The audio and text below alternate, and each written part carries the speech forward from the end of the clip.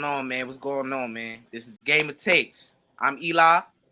And I'm Eddie, and we your co-hosts. And today in the building, we got our first ever guest, man. We got State your name. LeBron Lover in the building, man.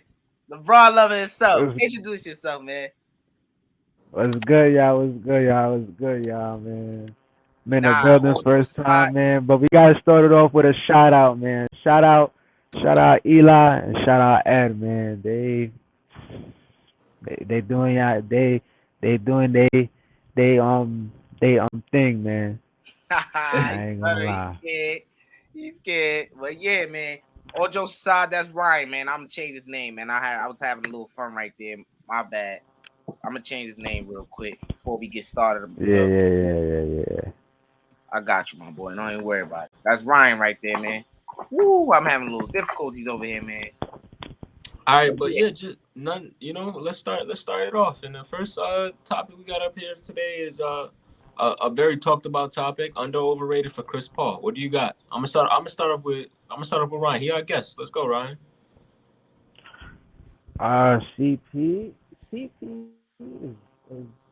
ain't gonna lie. The way people put CP, they put him because he chokes a lot. I mean, people say it's choking, but I see it as there was a lot of injuries that he dealt with and the team. Chris Paul's career, even without a ring, is already self made. It's already you could look at the stats, the accolades, everything. Chris Yeah, Paul, he does his thing, ringless or not. And I can admit him without the ring is holding him back a little bit. Like to steady write his name on the stone, if you understand. But I wouldn't put Chris Paul as overrated. Chris Paul is maybe top 5 or top 10, definitely top 10 point guard of all time. yeah. He's But not if if overrated. you if you just had to choose one, like you had to, there's no in between. You got to choose overrated or underrated. Where you putting Chris Paul at? Mm, underrated. Okay. You got anything else to add to that? Nah. I want to hear Got it, y'all. everybody's Well, look, Chris Paul is a great player, bro. Nobody's taking that away from him, bro. I realize what he's done to teams that, without him, they're not that good. He goes there, you're in the playoffs. You know what I'm saying? He went to Houston, turned them around. Before him, they were pretty decent, but with him, they were a championship team, potentially a championship team. They took the Golden State Warriors 7, the super duper Golden State Warriors 7 games. You know what I'm saying? You can make arguments or whatever. If it was in that game 7, they would have won. You know what I'm saying? It seems to just be a lot of what ifs with Chris Paul, and that's just my whatever you want to call it. Whatever you want to call it, that's just my problem with it. He in the regular season he can't turn your team around. But to me, when it really counts, it's always an excuse. Yeah, we could count injuries, but I've seen players get cooked for that as well. So I gotta hold him to that same standard. It's not only been injuries. In the NBA Finals, I don't care how old he is. I don't want to hear that excuse. When he got there, when it actually mattered, when he was in a situation to win the championship, he was the favorite in the NBA Finals against the Bucks, and he didn't deliver. He was the best player on that team, in my opinion. Devin Booker may have been the best scorer on the team, but Chris Paul is the best player on our team. Everyone knows, I'm and a, he I'm didn't a get as speak. much. I'm gonna speak on that. Not to sorry to cut you off, but I'm gonna speak of that. Continue going. And to me, it's a lot more he could have done. I think Devin Booker had a better finals performance than Chris Paul. You know what I'm saying?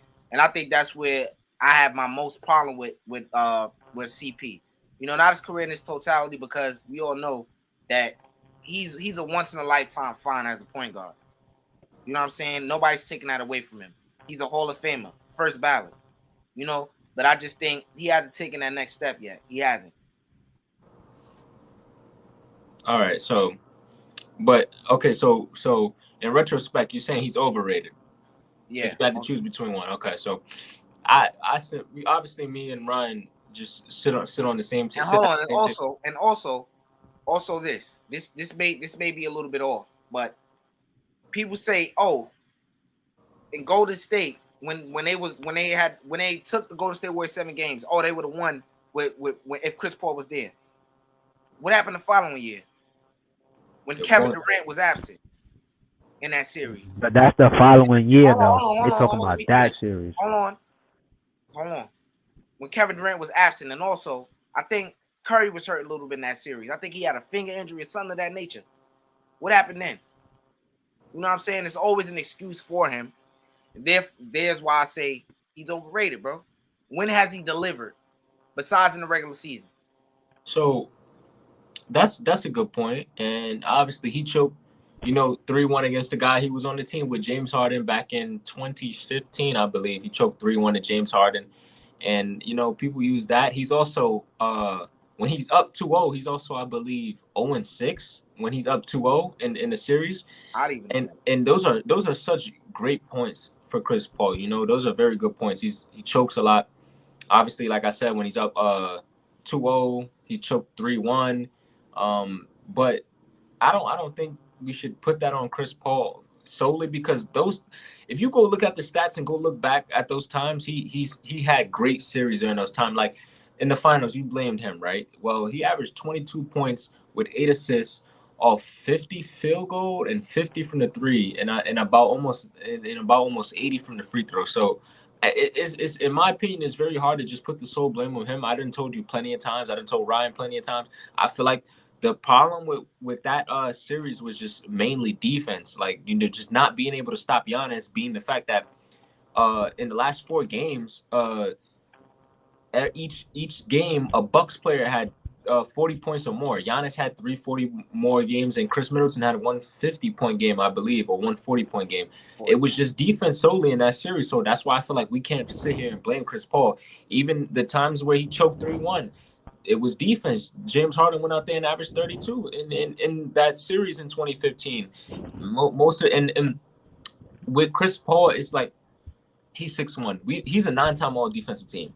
You can't always put the defensive blame on him. Sometimes it can be his fault because, like I said, 9-time all defensive team. But he's 6'1". He's 6 feet. I mean, damn near 5'11". You can't expect him to do so much. You can't expect him to score 20 points, then dish out 9 assists, then get 2 steals, 3 steals. It's so much that I feel like you put it on Chris Paul. So that's why I'm going to have to put him as underrated, also because people are moving him out of their top 5 point guards currently. And I still feel like he's an arguable candidate for that top 5 spot, around the 5 through 6 spot. But Chris Paul, in my opinion, is underrated.